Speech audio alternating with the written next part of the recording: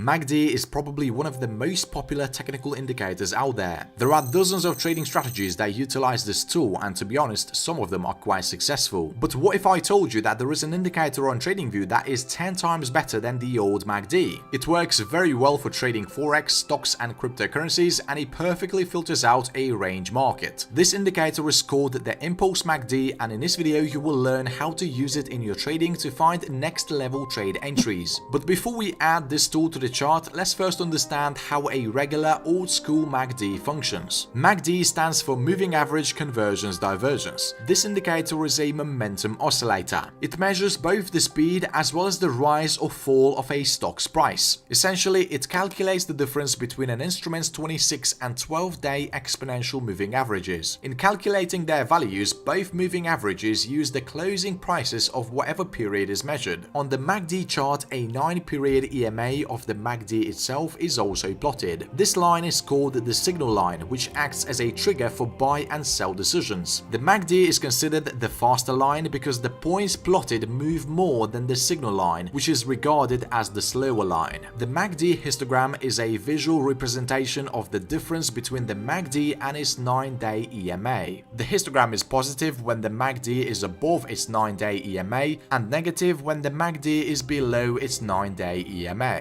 The point on the histogram where momentum is zero is the zero line. If prices change rapidly, the histogram bars grow longer. This signals a high level of buying or selling interest among market participants. When the price shows a slow progression, the MACD histogram becomes shorter. In trending market conditions, MACD signals can be quite accurate. However, market trends only occur 20 to 30% of the time. When there is a range in a market, which happens 70 to 80% of the time, this indicator produces a lot of low quality signals. That's why you might want to start looking for different options like an Impulse MACD. So in order to add this script to the chart, navigate to the indicators menu. In the search bar, type Impulse MACD. The one that you're looking for is this one created by Lazy Bear. Once you've installed it on a chart, open its settings and make some changes to the style.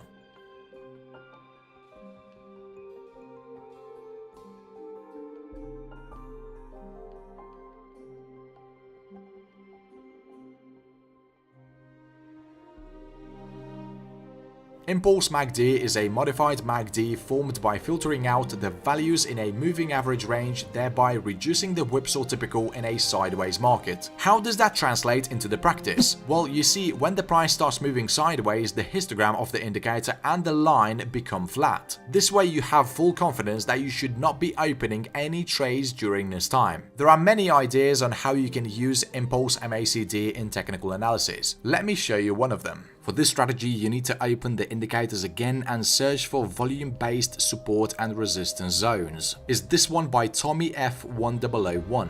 The idea of this indicator is to show multi-time frame key levels of support and resistance that are based on volume. The time frame and the type of zones are displayed right here. You can disable the zones for some time frames just to make the chart a bit cleaner. For this example, we're going to leave the levels on 1 hour, 4 hours and a daily chart. It is more likely than not that the market will respect these major levels of support and resistance. In combination with these zones, the Impulse MACD can produce really accurate and early trade entries. So the entry conditions for a long trade can look something like this. First, the market returns to one of these support zones for a retest. After the retest, the Impulse MACD turns green while the yellow line lies below the zero level. In addition, the price needs to close above the support zone at the time a buy signal is issued. It is also very helpful to make sure that you're not buying at the resistance level, as this can cause a price reversal. For this strategy, you can set a profit target based on previous key levels of resistance, or you can simply exit a profitable trade once the MACD turns red.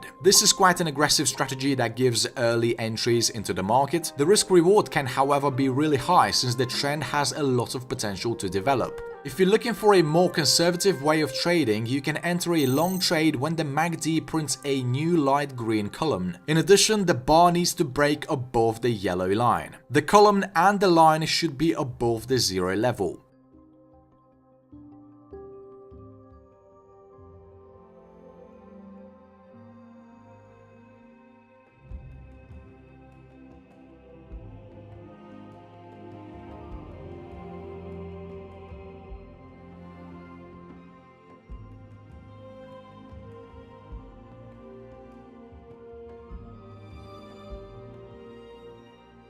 Also pay close attention to the levels of resistance. Buying when the price has already reached them or has already entered them is not advised at all. For sell entries, wait for the market to retest the zone of resistance, and then as soon as the MACD turns orange, that is your entry point. Target the previous level of support.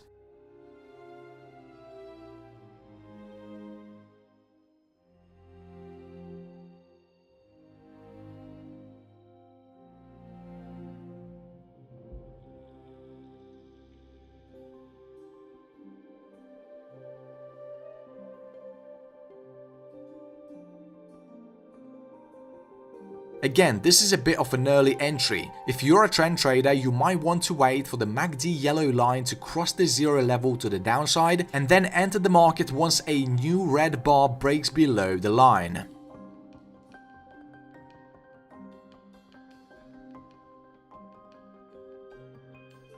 You can also use the impulse MACD as a secondary entry confirmation. For the first confirmation, let's say you use the extreme trend. So in order to make our buy signal more powerful, the MACD column must be light green. In addition, the column must break above the moving average.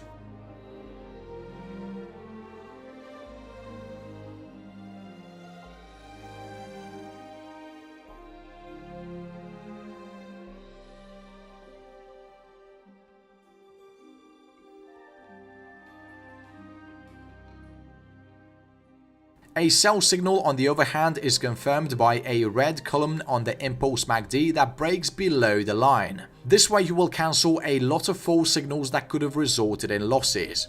Both of these methods can produce accurate trade entries, and they're certainly better than entries given by an old MACD. You can play with these indicators and create a perfect strategy for yourself. Also, feel free to leave a comment with your ideas and suggestions about the impulse MACD. Thanks for watching, and till next time.